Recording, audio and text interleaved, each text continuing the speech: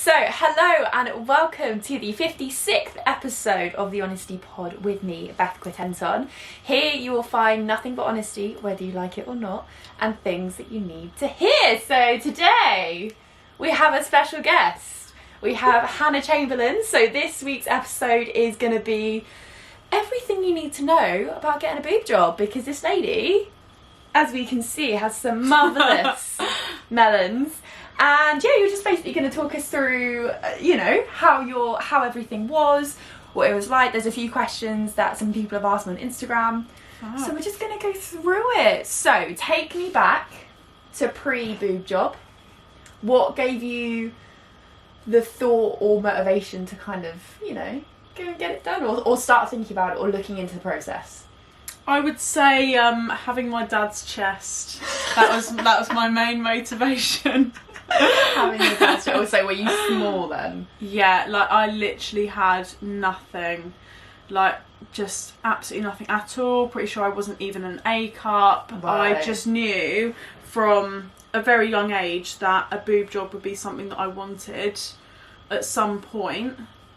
Because it just never happened for me, unfortunately. Like I say, I have my dad's genetics. They just didn't start growing. It just never happened. No. So I was fully aware that I was probably going to have to pay for them at some point. I mean, and this was always going to be my own decision. No one else, of course, played a part in this. It's just how I felt. Okay. So, what age was it that you properly started looking into it, booked appointments, kind of got to the nitty-gritty of it? Like, how old were you? So it all happened quite quickly, like most things in my life. I'm an impulsive person. It all seems to just come in an absolute whirlwind. So basically a friend had hers done, and I was just talking to her about it one day, and I said, you know what, I've thought about it for a long time. And she basically just said, why don't you have a consultation, get in touch. So that's exactly what I did.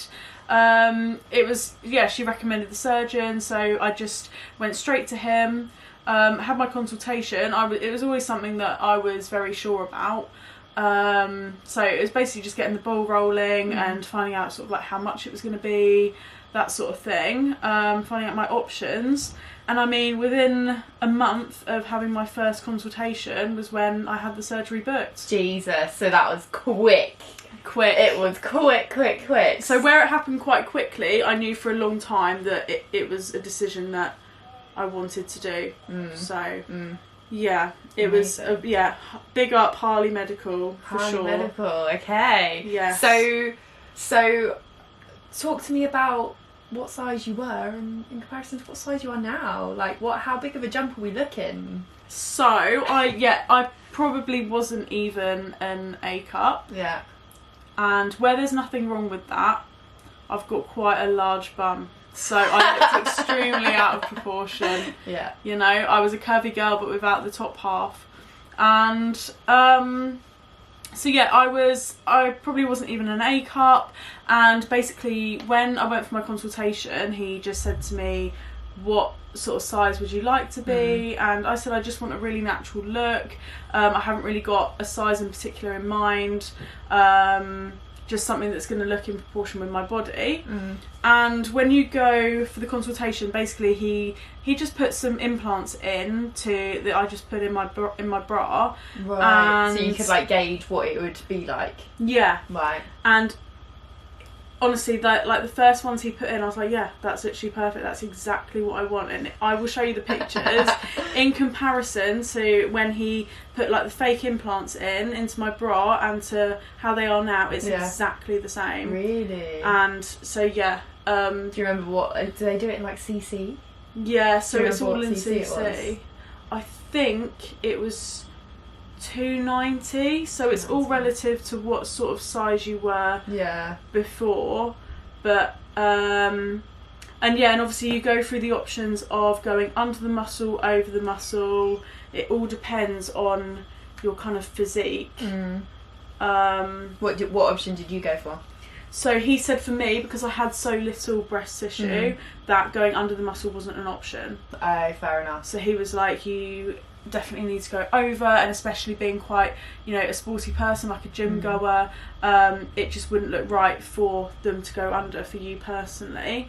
So he said they're going to need to go over, and then he did say, like, there is a chance that because you have so little breast tissue, he spoke about the chance of them rippling, which means basically you just get little lines on the skin. What, like just on the chest bit, or? Yeah, literally just on your chest bit, just where the implants have been. So he spoke about the chances of that happening, which very luckily they haven't. But yeah, because essentially it is just going right under your skin. Yeah. Amazing. It's weird to kind of like think about it all again. Yeah. So how many years ago was it from like now? So it was May last year.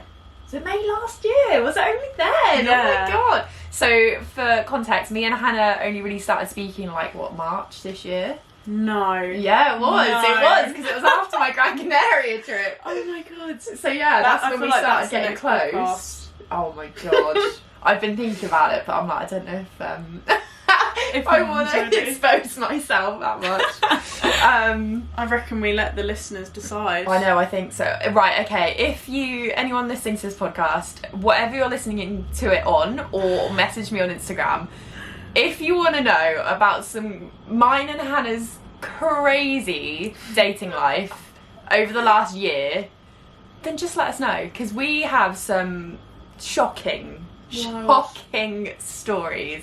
So if you're interested in that, let me know, because yeah, it is wild. Anyway, so how did your friends and family react when you told them you were getting it done, or did you not tell them, or like what was the scenario there? So to be honest, no one was really shocked. My mum, she knew. No one was really shocked. No one. Because they just knew that I always kind of, they knew that it was an insecurity of mine. So no, my mum wasn't surprised. What about your dad? Keithy. Oh, I don't think Keith really wanted to think about it, to be honest. He didn't want to think about his little girl. Honestly, when I got it done, he didn't know where to look. Really? He was like really funny about it. Bless him. I could just imagine it. Oh, bless him. For a parent, it's a bit like a car crash. You want to look, but then you also don't. Yeah. But you almost can't like that's true. avoid that's true. it. I'll get onto it, but yeah. The first time he picked me up, from picking me up from it, yeah, a lot of tears were shed because him? No, for me. You? Because it was so painful just being sat in the car. Because you can't really do anything after you've had it done, can you? You can't even like lift things, can you? No. It was That's mental. I couldn't even sit up in bed on my own, but we will get on to all of How that. debilitating, Jesus. So no one was really surprised, to be honest, and of course my dad did try to put me off of it, but I said no, like I'm fully set in this. Yeah. You know, I have your chest. I'm not happy about it. It's gonna change. It's gonna change. Yeah, fair. I love it. Yeah. So right. Take yourself back to D-Day.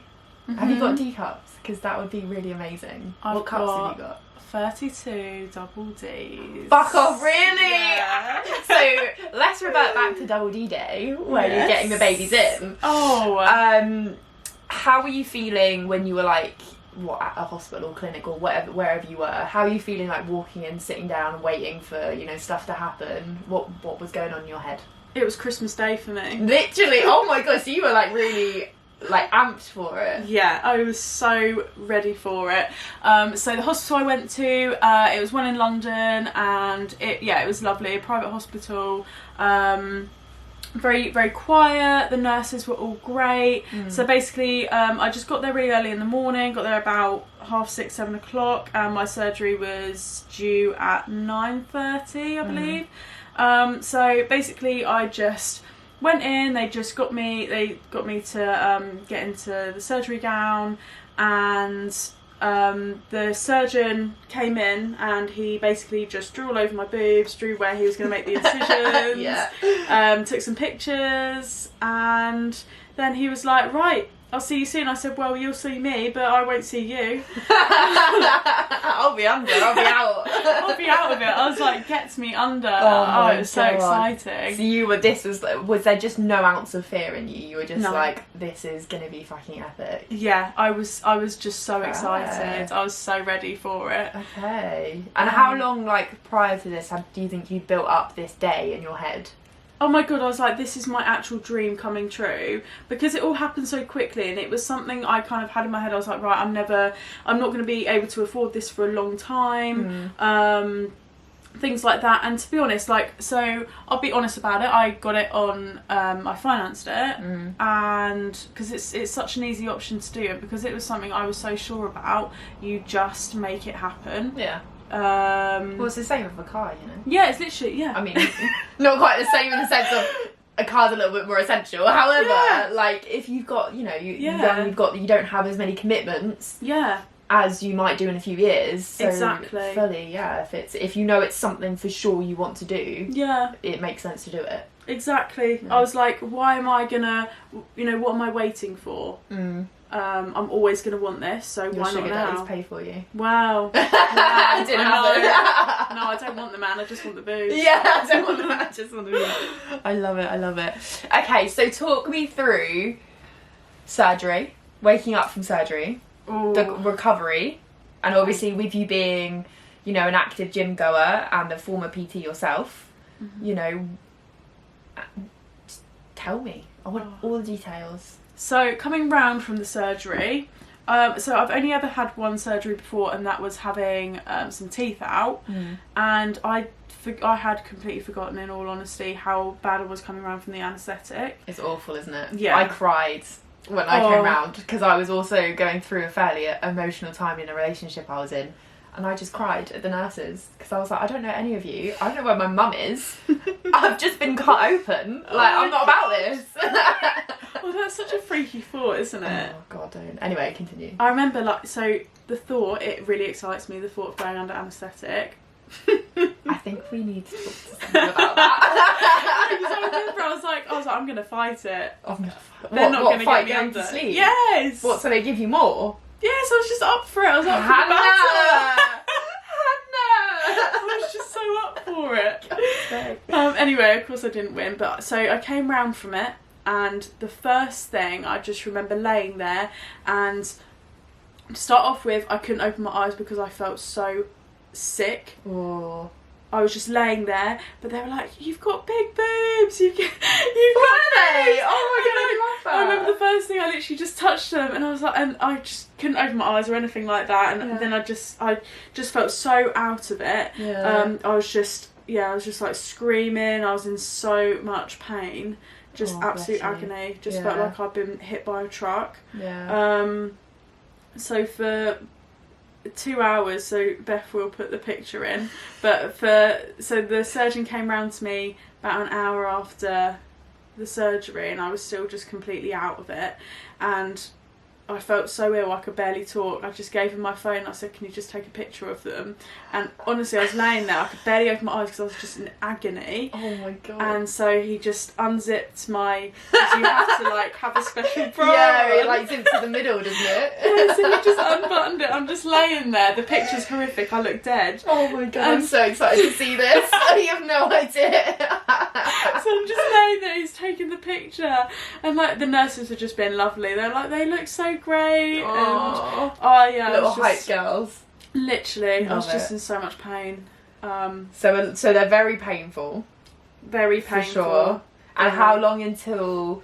So obviously we said earlier that you weren't able to like properly lift anything. How long until you were able to like, I don't know, lift a cup of coffee by yourself?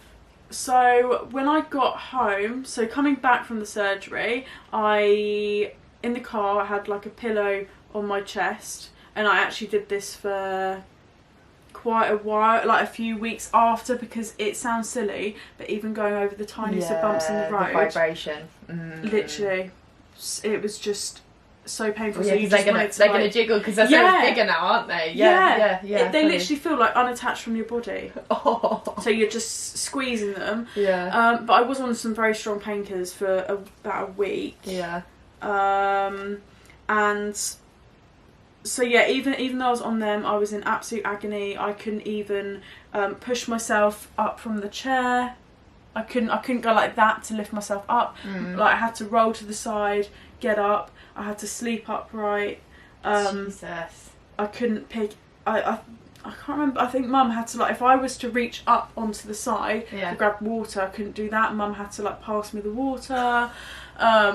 Jesus. Yeah. So you're properly having to be, like, cared for. Literally. Oh my gosh. So how long until that kind of simmered down a little bit and you were a little bit more independent? I think after 10 days was the first time I actually left my house to go for a walk. Yeah. Oh my god. I was Were you napping. going crazy? Yeah, well, the first week was okay because I was I was out of it on drugs, and like I was just sleeping a lot, and I didn't feel up to doing anything. Yeah, fair enough. I was just in agony, but then I went out for a little walk, and the first kind of weird thing that happened was my nipples. It felt like, you know, when you rub cotton wool between your fingers, that sensation on my nipples. It's honestly, it's crazy to think, when I was walking on the ground, every time my foot hit the floor, like it just felt so weird. It wasn't really. You're like, there's something there. Like, what the fuck? It literally felt like cotton wool was being rubbed on my nipples. Just the weirdest sensations I had, because like the incisions are underneath. All the nerves are kind of like coming back to life. Right. Like. Yeah, because you can get some where they go through the nipple, can't you? They like take it off and then put it in through the nipple, but yours was like underneath, Yeah. So yeah, but yeah, what was I saying? Oh yeah, my nipples were like completely numb for probably 2-3 weeks after. Just couldn't feel them at all. And then did they go really sensitive? I wouldn't say they're. I suppose so. Yeah, because I remember I had to actually I completely forgot about this. I had to put some like nipple pads on underneath my bra because they were just so sensitive. Like you almost had to. You felt like you just wanted to hold them the whole time. Would you say so how they are now? Would you say your nipples were more sensitive pre-boob job or now, or there's not really much of a difference? I would say now. So they're more sensitive now? Yeah. Oh. Which is just fabulous. Okay, I was going to say, I bet you love that. Okay. So do you feel like the boob job has like ultimately improved the quality of your life, your confidence, how you feel about yourself on a daily? I would say 100% yes. Like it's just been such a game changer for me. Just how I feel about myself, the things I wore. Like, you know, there was so many things I wouldn't wear because I was like, no, it just looks awful when you don't have boobs. And so yeah, I never knew you. I know. Pre-boob job, so I couldn't imagine you without these big old melons. Like, it baffles me that you once upon a time didn't have these big old melons. Yeah, I know, it's crazy to think. And I actually didn't tell many friends about it. Oh, really? No. So you just showed up one day and you're like, hello? Yeah, really? I remember, how did they react?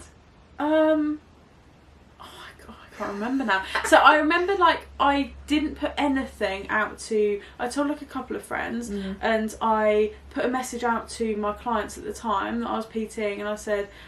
this is what I'm having done. I only actually told them because I was like, in my eyes, they're the only necessary people that need to know, because it's going to impact them. And then I kind of told work about it, and they weren't surprised either. They were like, you know, you fine. do you. And it's becoming quite a common thing in sort of like bodybuilding gym, I suppose, because like when you lose body fat, you do lose your boobs. Boobies, yeah, for sure. So it's become like quite a normal thing now, I think. Like, and another thing to add is that sort of like, I don't know, 10-15 years ago, you'd be in a position where you need to get them changed. Like, is that not the case anymore? No, so these will stay in forever. I don't have to have anything done. No, I thought that was like a thing, like every 10 years that you have to get them changed no matter what kind of, because you can get different types, can't you? Yeah. So these would just stay in you forever? Yeah, and they're literally fine to stay in me and not have them changed at all. And do you have to have like checkups to make sure they're all good? No. So you're just fine. You're just living your best life, your best double D life. Literally. Oh my gosh, that's actually blowing my mind a little bit. Yeah. That you don't have to have them changed. I know, because that's what I was thinking. I was like, I've never asked you that. You know, about that, and I was thinking that's going to be really annoying in like 9 years' time. You're going to have to go I know, under again. Yeah, that's Do you know exactly what I thought. But no, not the case at all. Crazy. Yeah, so I had a checkup a month after the surgery. Went back to them, and they were just checking that the scars were okay, that sort of thing. And I think I still had dressings on like a month after. No, maybe 2 weeks after. Yeah. And then you could kind of take them off. But yeah, just to check everything's fine, which is why I can't stress the importance enough of getting the surgery done local. Lots of people go to Turkey. Yeah, that's true. And then you don't have the proper aftercare, and if something goes wrong and you're abroad, or you're in the UK and they need to sort it out abroad, as you say, there's so much more risk to it, isn't there? Definitely, yeah. So even though it's going to be a little bit more expensive here, in hindsight, if anything does go wrong, ultimately it's going to be better. Yeah, and less stressful for you as well. And they said, so it was about after a month after, I'd say 4 to 5 weeks later, that I started thinking, like, I want to start going out for walks again, I want to start like doing stuff. But if you get back to doing things too quickly, like, it will completely, because they only kind of settled into place properly, I'd say 9 months to a year later. Yeah, it takes a while for them, because they're like really high stuff with it, aren't they? And then they like slowly drop. Yeah.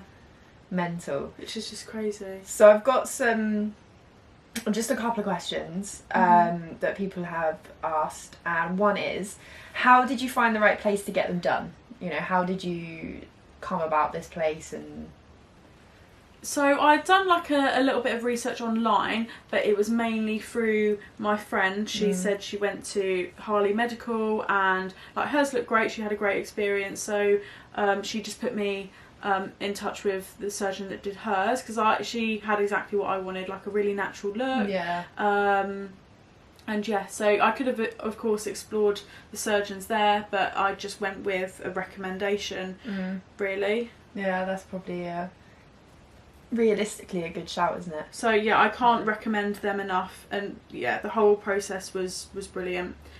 They were very helpful as well. Yeah, love it.